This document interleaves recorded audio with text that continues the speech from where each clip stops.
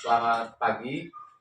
Eh, Perkenalkan saya dengan Ansel Musnanten, CGP Angkatan 9 Kabupaten Tangerang Barat, Nusa Tenggara Timur. Pada pagi hari ini saya berdialog dengan Bapak Kepala Sekolah SMK Nusa dalam hal ini sebentar diwakili oleh Bapak Sumarudin selaku Pak Kasek Selaku Kepala Sekolah di SMK Nusa Tenggara.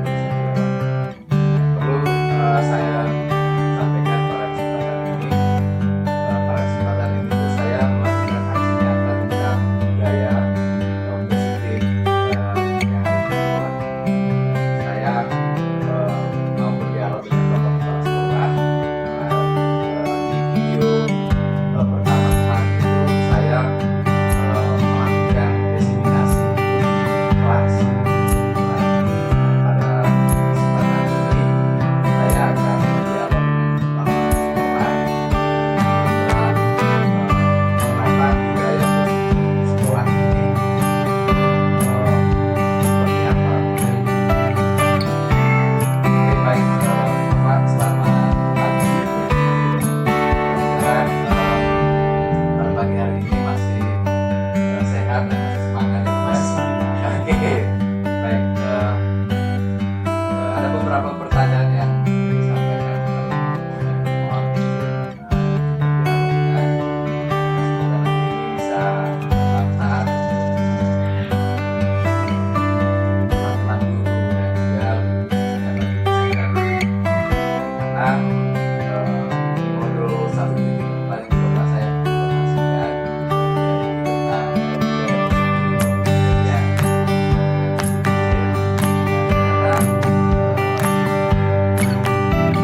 yakin bahwa ketika sekolah itu berada di suasana yang baik itu akan menghasilkan anak didik yang berkemajuan dan dengan yang baik. Dalam hal ini Bapak, saya mengharapkan mungkin dari Bapak bisa memberikan semacam pencerahan kepada Bapak Ibu guru yang lain tentang budaya positif ini. Baik, yang pertama Bapak yang perlu saya tanyakan di sini tuh apa yang menjadi masalah di sekolah ini atau di SMK 1 Welak ini terkait dengan peserta didik ini dalam proses kegiatan belajar mengajarnya. Oh gitu. Ya, jadi tentunya kita sudah lama di sini ya. Kita mengetahui apa yang menjadi masalah yang dialami oleh peserta didik dan juga guru-guru di sekolah ini dalam proses KBM.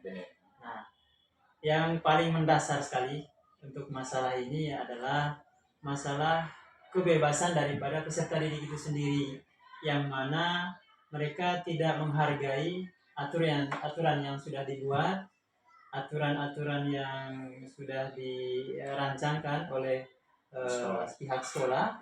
Nah, kemudian sering sekali dilanggar oleh peserta didik. Nah, contohnya ketika ada jam pelajaran tertentu, mereka malas-malasan untuk tidak hadir ke sekolah, bahkan ada yang sering bolos begitu. Nah, sehingga tentunya ini menjadi hal yang negatif nantinya ketika ini didiamkan dan tidak akan diperbaiki. Ya. Nah, dengan adanya tadi disampaikan budaya positif itu, ya, sehingga kan ada nanti supaya lingkungannya yang baik, maka menghasilkan anak didik yang baik juga gitu kan.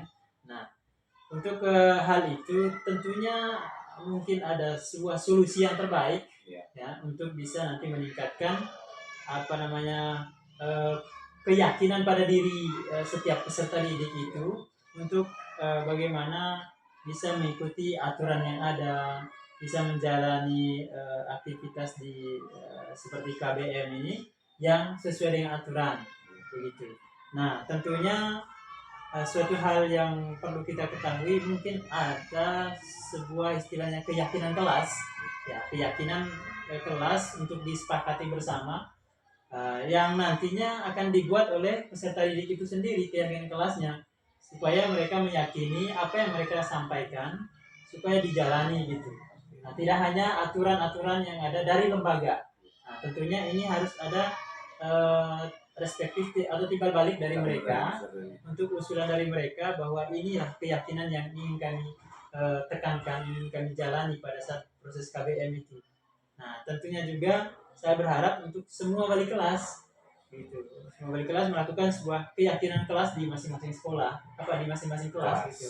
Nah, kemudian juga untuk semua guru mata pelajaran yang selalu hadir dan masuk ke dalam kelas, di setiap sela-sela di setiap masuk kelas itu kan tentunya harus membuat sebuah keyakinan kelas dalam proses pembelajaran tersebut gitu.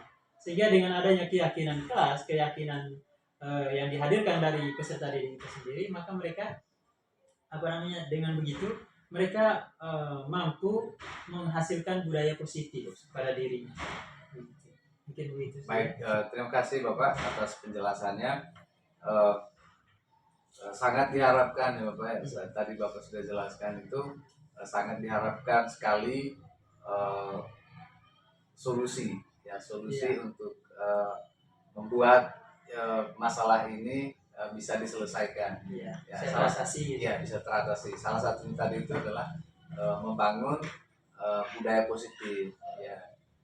Perlu saya sampaikan pada kesempatan ini Bapak, mohon izin, kami sudah pelajari modul 1.4 itu tentang budaya positif itu.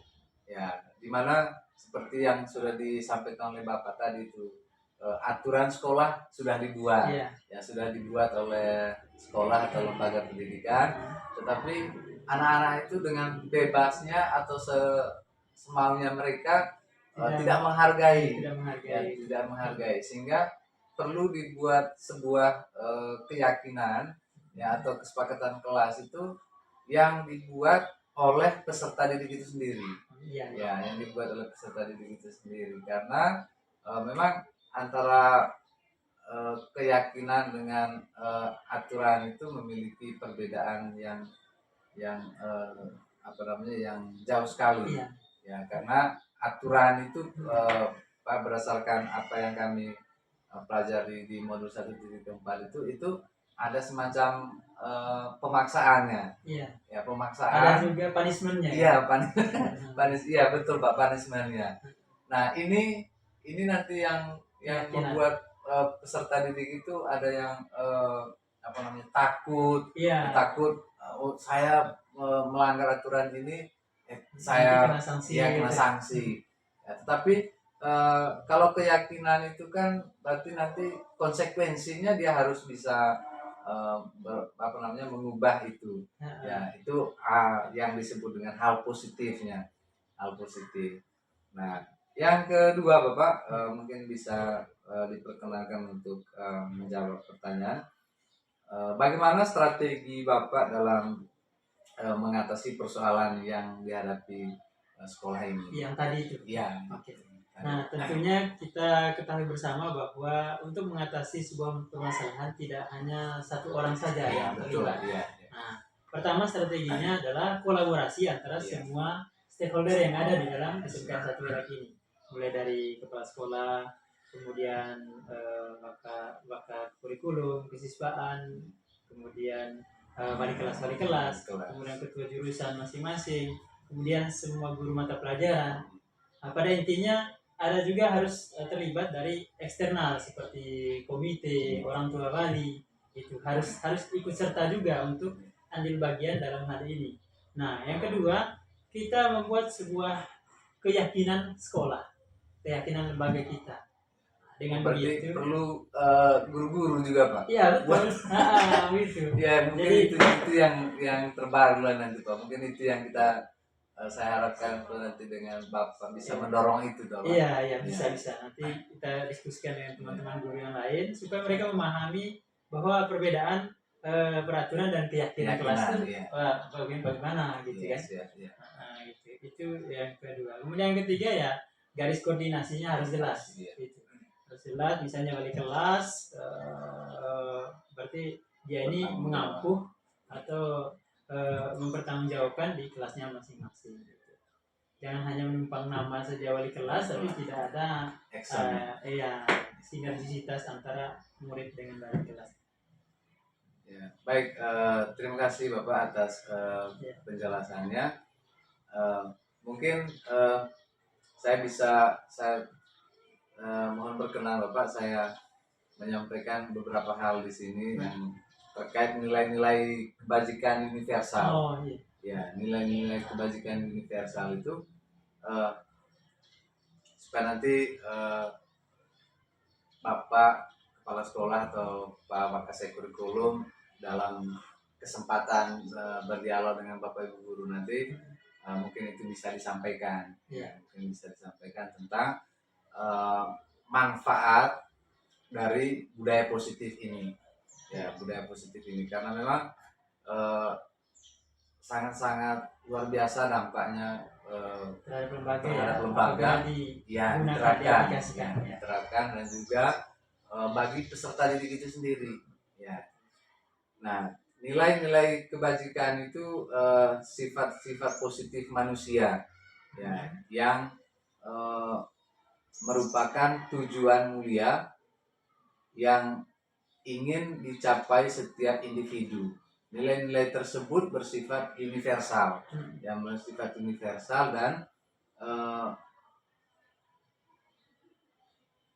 dan selintas dari lintas bangsa, suku bangsa, agama maupun latar belakang. Ya, jadi memang dia itu sangat-sangat kompleks sekali, Pak.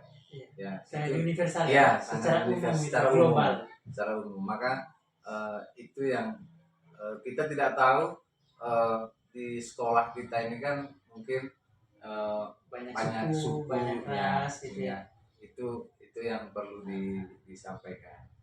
Ya, baik Bapak, mungkin itu saja hal yang perlu didiskusikan pada kesempatan ini. Ya, semoga bisa berdiskusi lagi di lain kesempatan. Baik. Terima kasih banyak Bapak. Selamat pagi. Selamat pagi. Ya. Tugasnya itu adalah menuntun, mengarahkan agar anak-anak itu tidak keluar dari jalur atau arah yang baik. Ibaratnya kalau misalnya kereta api itu kalau sudah di luar rel, berarti itu akan membahayakan bagi semua orang yang ada di dalam kereta api tersebut. Kita lanjut Bapak Ibu. Ini peran pendidikan. Apa pendidikan adalah tempat persemaian benih-benih kebudayaan dalam masyarakat.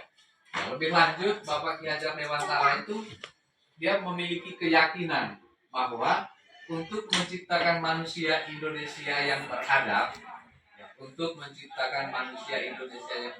maka pendidikanlah salah satu kunci utama.